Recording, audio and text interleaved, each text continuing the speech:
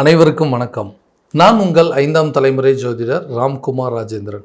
நம்ம இன்னைக்கு பார்க்க போகிற தலைப்பு, துலாம் ராசி அன்பர்களுக்கு உங்களுடைய ராசிக்கு 11ஆம் இடமான சிம்ம ராசியில் 2 கிரகங்களுடைய சேர்க்கை, சூரியன் மற்றும் கேது ஆகிய 2 கிரகங்களுடைய சேர்க்கையானது நடைபெறுவது. இந்த நிகழ்வு ஆகஸ்ட் மாதம் 17ஆம் தேதி முதல் செப்டம்பர் மாதம் 16ஆம் தேதி வரை நடைபெறவிருக்குங்க. இந்த 2 கிரகங்களுடைய இணைவு கிரகண யோகம் என்று அழைக்கக்கூடியதுங்க. இந்த நிகழ்வு சுமார் 18 ஆண்டுகளுக்கு பிறகு சிம்ம ராசியில் நடைபெறவிருக்கு. இந்த காலகட்டங்களில் இதுவரை இருந்து வந்த எதிர்மறை விளைவுகள் அப்படிங்கிறது படிப்படியாக குறையுங்க. எல்லா விஷயமும் நெகட்டிவாகவே நடந்துட்டு இருக்குங்க. நான் ஒன்று நினைக்கிறேன், ஆனால் அது வேறு விதமாக நடக்குது. நான் எதிர்பார்க்குற விஷயங்கள் எதுவுமே நடக்க மாட்டேங்குது. ஒரு விஷயம் நடக்கும்னு எதிர்பார்த்துட்டு இருக்கிறேன், கை கெட்டின விஷயங்கள் வாய் கெட்டல அப்படின்னு சொல்கிற மாதிரி முயற்சிகள் எல்லா விதத்துலையும் தடையாயிட்டே இருக்குங்க. எந்த விதத்துலையும் என்னால் சரியான விதத்தில் செயல்பட முடியல அப்படின்னு யோசிச்சுட்டு இருக்கக்கூடிய துலாம் ராசி அன்பர்களுக்கு இந்த 2 கிரகங்களுடைய இணைவுகள், சூரியன் தன்னுடைய சொந்த வீட்டுக்கு பெயர்ச்சி அடையக்கூடிய காலகட்டங்களில் எல்லா விதமான அற்புதங்கள் மற்றும் சிறப்புகள் கொடுக்க போகுது அப்படிங்கிறத தெளிவாகவும் துல்லியமாகவும் இந்த காணொலியில் பார்க்கலாங்க. நம்ம சேனலை ஃபஸ்ட் டைம் பார்க்குறவங்க அதை சப்ஸ்கிரைப் பண்ணிக்கோங்க. பெல் பட்டனை கிளிக் பண்ணி ஆல் அப்படிங்கிற ஆப்ஷன் கொடுத்துக்கோங்க. துலாம் ராசி அன்பர்கள் சுக்கிர பகவானை அதிபதியாக கொண்டவர்கள், நீதி நெறி தவறாதவர்கள் என்றே சொல்லலாங்க. எந்த விஷயத்தையுமே ரொம்ப பர்ஃபெக்டாக பார்த்து செய்யக்கூடிய நபர்கள். தனக்கு ஒரு விஷயம் சரின்னு பட்டதுன்னா கண்டிப்பாக அது சரி அப்படின்னு நினைக்கக்கூடிய, தவறு அப்படின்னு பட்டதுன்னா அது எல்லாருக்கிட்டையுமே கிளியராக ஃப்ராங்காக எக்ஸ்பிளைன் பண்ணக்கூடிய நபர்கள். அப்படின்னு நீ செஞ்சது தவறு அப்படின்னு சொல்கிறது கரெக்டாக நேருக்கு நேரம் உங்களை பார்த்து சொல்லக்கூடிய நபர்களும் இந்த துலாம் ராசி அன்பர்கள். ஸ்ட்ரைட் ஃபார்வர்டு அப்படின்னே சொல்லலாங்க. எல்லா விஷயத்தையுமே தெளிவாகவும் துல்லியமாகவும் செயல்படுத்தக்கூடிய நபர்கள். கடந்த சில காலகட்டங்களாக பார்த்திங்கன்னா நிதி மற்றும் வணிகம் சம்மந்தப்பட்ட துறையில் இருக்கக்கூடியவங்களுக்கு நிறைய நஷ்டங்கள் அப்படிங்கிறது சம்பாதிச்சிருப்பீங்க. ஏன்னா எல்லா விதத்துலேயும் எனக்கு லாஸ் ஆகிட்டே இருக்குங்க. பணம் ரீதியாக நிறைய இழப்புகளும், வாணிக ரீதியாக நிறைய நஷ்டங்கள் அப்படிங்கிறது சந்திச்சாச்சுங்க. இந்த அமைப்புகள்லேருந்து எப்போ தான் வெளியே வர முடியும், இந்த காலகட்டங்கள்லேருந்து எப்போ தான் தப்பிக்க முடியுங்க? ஏன்னா ஃபினான்ஸ் லெவலில் நிறைய பிரச்சனைகள் அப்படிங்கிறது சந்திச்சேன். தொழிலில் போட்ட முதலீடுகள் எல்லாமே லாஸ் ஆயிடுச்சுங்க. பிஸ்னஸ் எல்லாமே லாஸாக போயிடுச்சுங்க. வியாபாரமும் சரியான விதத்தில் நடக்குன்னு சொல்லக்கூடிய நபர்களுக்கு கண்டிப்பாக இதில் இருக்கக்கூடிய நஷ்டங்கள்லேருந்து வெளியே வரக்கூடிய காலகட்டங்கள், ஃபினான்ஸ் லெவலில் இருந்து வந்த பிரச்சனைகள் அப்படிங்கிறதெல்லாம் கொஞ்சம் கொஞ்சமாக உங்களை விட்டு விலக போகுதுங்க. லாபத்தை சம்பாதிக்கக்கூடிய ஒரு காலகட்டமாக இருக்க போகுது. வேலையில் இருக்கக்கூடியவங்களுக்கு அதே மாதிரி தாங்க. வேலையில் இருந்தவங்களுக்கு சரி ஓகே, வேலையை விட்டுட்டு தொழிலை தொடங்கி போனோம், அந்த தொழிலையும் நிறைய பிரச்சனைகள், அதாவது தொழில் அதிபர்கள் அப்படின்னு சொல்லக்கூடியவங்க நீண்ட நாட்களாக இருந்து வந்த பிரச்சனைகள் அப்படிங்கிறது ரொம்ப அதிகமாக சந்திச்சுருந்துருப்பீங்க.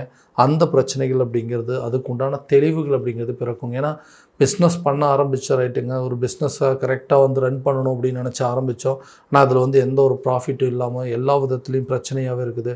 அதில் கூட வேலை பார்க்குறவங்களுக்கு தேவையில்லாத விதத்தில் அவங்களுக்கு கூட மிஸ் அண்டர்ஸ்டாண்டிங் இருக்குது. கூட இருக்கிற பார்ட்னர்ஷிப்னால் சில பிரச்சனைகள், அந்த மாதிரி விஷயங்கள் எல்லாமே உங்களை விட்டு விலகக்கூடிய காலகட்டமாக இருக்கும் போது, அதே மாதிரி வேலையில் இருக்கிறவங்க ரொம்ப வருஷமாக வேலையில் இருக்கணும், ஆனால் பெரிய வளர்ச்சி அப்படிங்கிறது இல்லாமல் இருக்குது. ஏன்னா ப்ரமோஷன் இருக்கணுங்க, ஒரு சேலரி இன்க்ரிமெண்ட் இருக்கணும், ஆனால் அதே வேலையை பல வருஷமாக செஞ்சுட்ருக்கேன். எனக்கு பின்னாடி ஜாயின் பண்ணவங்க என்னோட எக்ஸ்பீரியன்ஸ் குறைவாக இருக்கிறவங்களாம் அடுத்தடுத்த லெவலுக்கு மூவ் பண்ணி போயிட்டுருக்காங்க. என்னோட நிலை இன்னும் அதே இடத்துல தான் இருக்குங்க. இந்த இடத்துல இருந்து எப்படி தான் மீண்டு வெளியே வர்றதுங்க? எனக்குன்னு ஒரு ப்ரொமோஷன், ஏன்னா என்னுடைய திறமைக்கு தகுந்தாற்போல் ஊதியம் அப்படிங்கிறது கிடைக்க மாட்டேங்குது, அதுக்கு உண்டான பொறுப்புகள் அப்படிங்கிறது கிடைக்க மாட்டேங்குது. இந்த இடத்த விட்டு வேற ஒரு இடத்துக்கு போனால் மட்டும்தான் அது கிடைக்குமோ அப்படிங்கிற அளவுக்கு சூழ்நிலைகள் வந்துருச்சு. ஸோ அப்படி எதிர்பார்த்தாலும் அந்த வேலை டக்குன்னு எனக்கு கிடைக்க மாட்டேங்குதுங்க. புதுசாக வேலை ஆப்பர்ச்சுனிட்டி அப்படிங்கிறது அமைய மாட்டேங்குது. நிறைய இன்டர்வியூஸ் எல்லாம் அட்டன் பண்ணிட்டேன், நிறைய இன்டர்வியூஸ் எல்லாம் போய் பார்த்துட்டு வந்தாச்சு, ஃபைனல் ரவுண்ட் வரைக்கும் போயிட்டேங்க. ஆனால் எனக்கு கிடைக்க வேண்டிய வேலைகள் சரியான நேரத்தில் கிடைக்க மாட்டேங்குது அப்படின்னு சொல்லக்கூடிய நபர்களுக்கு, வெளியூர் மற்றும் வெளிநாடு சம்மந்தப்பட்ட வேலைகளுக்கு முயற்சி பண்ணணும் அப்படின்னு நினைக்கிறவங்களுக்கு, ஒரு வேலையில் இருந்துக்கிட்டு அந்த வேலையை விட்டுட்டு வேறு ஒரு ஊருக்கு போகணும், அல்லது இந்த வேலையை விட்டுட்டு இதே நமக்கு பிடிச்ச துறைகள், நம்ம படித்த துறைக்கு வேலையை தேடணும் அப்படின்னு நினைக்கக்கூடிய நபர்களுக்கு கிடைக்கல அப்படின்னு சொல்ல, இந்த மாற்றங்கள் எல்லாமே இந்த காலகட்டங்களில் கண்டிப்பாக நடக்குங்க. புதிய வேலைக்கு உண்டான வாய்ப்புகள் அப்படிங்கிறது இருக்கும். வெளியூர் வெளிநாடு முயற்சி அப்படிங்கிறது கை கொடுங்க. அரசு துறையில் இருக்கிறவங்களுக்கு ப்ரொமோஷன் கிடைக்குங்க. அதே மாதிரி ஒரு இடத்துல இன்னொரு இடத்துக்கு ட்ரான்ஸ்ஃபர் கிடைப்பதற்கான வாய்ப்புகள் அப்படிங்கிறது இருக்குங்க. திடீர்னு வேலை பார்த்துட்டு இருந்தாங்க, என்ன நடந்துச்சுன்னு தெரியல, வேலையை விட்டு அமுச்சு விட்டாங்க. புதுசாக ஒரு வேலை தேடுறதுக்கு நிறைய ட்ரை பண்ணிகிட்ருக்கோம், ஆனால் எனக்கு கரெக்டான வாய்ப்புகள் அமையலை. எவ்வளோ நாள் தாங்க இப்படியே வெயிட் பண்ணிகிட்டு இருக்குது அப்படின்னு சொன்னிங்கன்னா, நிச்சயமாக ரொம்ப நாளைக்கு வெயிட் பண்ண வேண்டியது இல்லைங்க. இந்த நிகழ்வு காலகட்டங்களில் இந்த ஆகஸ்ட் டு செப்டம்பர் மாதத்துக்குள்ளே நிச்சயமாக உங்களை தேடி புதிய வேலை வாய்ப்புகள் அப்படிங்கிறது வருங்க. அந்த வாய்ப்புகள் நீங்கள் இதுக்கு முன்னாடி வேலை பார்த்ததோட அதிகப்படியான சம்பளமும் அங்கே புதிய பொறுப்புகள் கிடைப்பதற்கான சூழல் கண்டிப்பாக ஏற்படும். ஏன்னா எல்லா விஷயத்தையுமே பர்ஃபெக்டாக செய்யக்கூடிய நபர்கள், உங்களுடைய வருமானத்தை ஈட்டிக்கொள்ளக்கூடிய ஒரு காலகட்டங்கள், நிறைய சம்பாதிக்கக்கூடிய ராசிக்காரர்கள் இந்த துலாம் ராசிக்காரர்கள். ஏன்னா உங்களுக்கு வாய்ப்புகள் தேடி வரும். அந்த வாய்ப்புகளை கரெக்டாக பயன்படுத்திட்டீங்க அப்படின்னா உங்களை விட இன்றைக்கி வசதி வாய்ப்புகள் உள்ள ஆட்கள் வேறு யாரும் இல்லை. அந்தளவுக்கு ஒரு சூழ்நிலைகள் உங்களுக்கு அமையாமல் இருந்தது. அந்த நிலைகள் இந்த காலகட்டங்களில் உங்களுக்கு நிச்சயமாக ஒரு பெரிய வாய்ப்பளிக்க போகுது அப்படின்னே சொல்லலாங்க. அடுத்ததாக இந்த திருமணம் சம்மந்தப்பட்ட விஷயத்தில் நிறைய பிரச்சனைகள் அப்படிங்கிறத சந்திச்சிட்டேன். ஏன்னா நான் ஆசைப்பட்ட வாழ்க்கை அப்படிங்கிறது ஒன்று கரெக்டான விதத்தில் அமையலைங்க. அட்லீஸ்ட் என்னை தேடி வரக்கூடிய வாழ்க்கையாவது நல்லபடியாக இருக்குமேன்னு சொல்லிட்டு நிறைய அலைன்ஸ் பார்த்துட்ருக்கேன். எனக்கு வர வரன்களை வச்சு ஏதாவது ஒரு விதத்தில் நல்ல வாழ்க்கையை அமைச்சிக்கலாம் அப்படின்னு நினைக்கிறேன். ஏன்னா இதுக்கு முன்னாடி எனக்கு நடந்த சில விஷயங்கள் எனக்கு திருமண வாழ்க்கையில் அடியெடுத்து வைக்கிறதுக்கே நிறைய பயங்கள் ஏற்படுத்திட்டுருக்கு. ஏன்னா மறுபடியும் ஒரு பிரச்சனை வந்தது அப்படின்னா அதை சமாளிக்கக்கூடிய திறமை எனக்கு இல்லைங்க.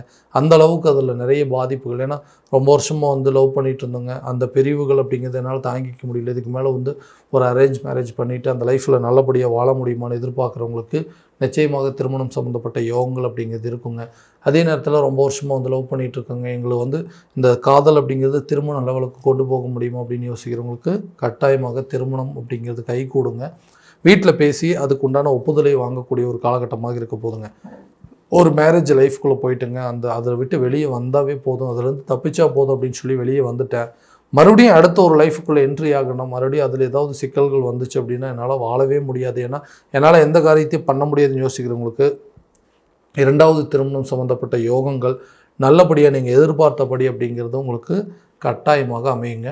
ரொம்ப வருஷமாக குழந்தை இல்லாத தம்பதியினருக்கு குழந்தை பாக்கியத்திற்குண்டான முயற்சிகள் கண்டிப்பாக பலனை கொடுக்குங்க. நிறைய ட்ரீட்மெண்ட் பண்ணிட்டோம், எதுவுமே சக்ஸஸ் ஆகலைங்க. ஐவிஎஃப் சம்மந்தப்பட்ட ட்ரீட்மெண்ட் கூட எடுத்துட்டோம், அதுவும் எங்களுக்கு பெரிய பலன் கொடுக்கலன்னு யோசிக்கிறவங்களுக்கு கண்டிப்பாக அதற்குண்டான முயற்சிகள் இந்த வரக்கூடிய காலகட்டங்களில் ஒரு நல்ல பங்களிப்பு அப்படிங்கிறது கொடுக்குங்க. ரொம்ப வருஷமாக வீடு வாங்கணும், ஒரு இடம் வாங்கணும், புதிய சொத்துக்கள் வாங்கணும் அப்படின்னு யோசிக்கிறவங்களுக்கு எந்த விதத்துலேயும் ஒரு நல்ல ப்ராஃபிட்டே இல்லைங்க. ரொம்ப வருஷமாக ஒரு இடத்த வாங்கி போட்டுட்டோம், அந்த இடத்த விற்கவும் முடியலன்னு யோசிக்கிறவங்களுக்கு கூட இந்த காலகட்டங்களில் நல்ல ஒரு பலன் அப்படிங்கிறது கொடுக்கும்.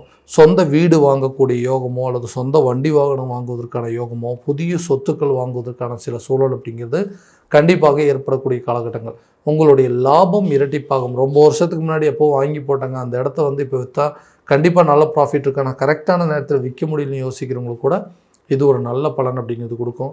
விவசாயத்துறையில் இருக்கக்கூடியவங்களுக்கு நல்ல ஒரு வருமானத்தை ஈட்டிக்கொள்ளக்கூடிய ஒரு காலகட்டமாக இருக்க போதுங்க. ஆரோக்கிய ரீதியாக இதுவரை இருந்து வந்த தடைகள் அப்படிங்கிறது அகலுங்க.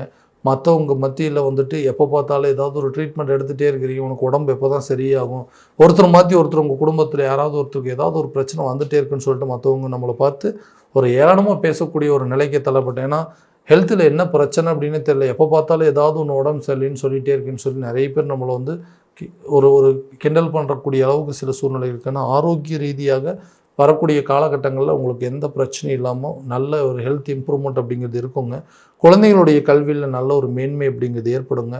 அவங்களுடைய உயர் படிப்புக்கு உண்டான முயற்சிகள் எல்லாமே இந்த காலகட்டங்களில் நல்ல ஒரு பங்களிப்பாக இருக்கும்போது படித்து முடித்தவங்க புதிய துறையை தேடி வேலைக்கு உண்டான வாய்ப்புகள் அப்படிங்கிறது கேம்பஸ் இன்டர்வியூவில் செலக்ட் ஆகிறதுக்கான சான்சஸ் அப்படிங்கிறது கூட இந்த காலகட்டங்களில் கண்டிப்பாக இருக்குது.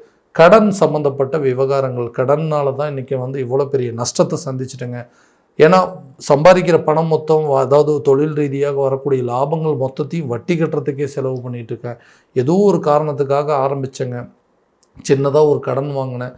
இன்றைக்கி அந்த கடனை சம்பாதிக்கிற பணத்தை மொத்தத்தையும் வட்டி கட்டுற மாதிரி ஒரு சூழல் ஏற்பட்டிருந்தது. அந்த பிரச்சனைகளை எப்படியாவது தீர்க்கணுங்க. அந்த கடன்லேருந்து வெளியே வந்துட்டேன் அப்படின்னா இன்றைக்கி நான் சம்பாதிக்கிற பணம் மொத்தமாக எனக்கு மீதின்னு யோசிச்சுட்ருக்கேங்க. அந்த மாதிரி ஒரு நிகழ்வுகள் நடக்காதா, எப்படியாவது எதையாவது ஒன்று வித்தாவது கட்டிடணும்னு யோசிக்கிறேன். அந்த முயற்சி எனக்கு ஒரு நல்ல பலனை கொடுக்க மாட்டேங்குது அப்படிங்கிறது எல்லாத்துலேயுமே தடையாகவே எடுத்துக்கிறதுன்னு சொல்கிறவங்களுக்கு கட்டாயமாக இது ஒரு நல்ல ஒரு காலகட்டமாக இருக்க போது பொன்னான காலகட்டங்கள். உங்கள் கடனை அடைக்கிறதுக்கு நீங்கள் எடுக்கக்கூடிய முயற்சிகள் கண்டிப்பாக நல்ல பலனை கொடுக்குங்க. ஏதாவது ஒரு ப்ராப்பர்ட்டி சேல் பண்ணணுன்னா கூட அது ஒரு நல்ல ப்ராஃபிட்டாக மாறக்கூடிய ஒரு காலகட்டமாக இருக்க போது விரயங்களுக்கு போக்கி சுப விரயங்களை செய்யக்கூடிய ஒரு காலகட்டமாக இருக்க போது இந்த துலாம் ராசி அன்பர்களுக்கு இந்த சூரியன் ப்ளஸ் கேது ஆகிய 2 கிரகங்களுடைய சேர்க்கை காலகட்டங்களில் இது வரைக்கும் நம்ம பார்த்தது எல்லாமே கோட்சார ரீதியான பலன்கள் மட்டும்தாங்க. இந்த பலன்கள் அனைத்து உங்களுக்கு நடக்குமானா உங்களுடைய சுய ஜாதகத்தை முழுமையாக தெரிஞ்சுக்கிட்டு அதற்குண்டானபடி சில முயற்சிகள் எடுத்தீங்க அப்படின்னா கண்டிப்பாக வாழ்க்கையில் நல்ல ஒரு பலன் அப்படிங்கிறது கொடுக்குங்க. ஸோ உங்களுடைய ஜாதகத்தை எங்கிட்ட பார்க்கணும் அப்படின்னு விருப்பப்பட்டீங்கன்னா கீழே தெரியுற நம்பருக்கு காண்டாக்ட் பண்ணி அப்பாயின்மெண்ட் ஃபிக்ஸ் பண்ணிக்கோங்க. அப்படி இல்லை உங்களோட ஜாதகத்தை வாட்ஸ்அப் மூலமாக அனுப்பிச்சி வச்சிங்க அப்படின்னா தெளிவான முறையில் கணிச்சு துல்லியமான பலன்கள் அப்படிங்கிறது உங்களுக்கு தெரியப்படுத்தப்படுங்க. மீண்டும் அடுத்த காணொலியில் உங்களை சந்திக்கும் வரை உங்களிடமிருந்து விடைபெறுவது உங்கள் ராம்குமார் ராஜேந்திரன். நன்றி.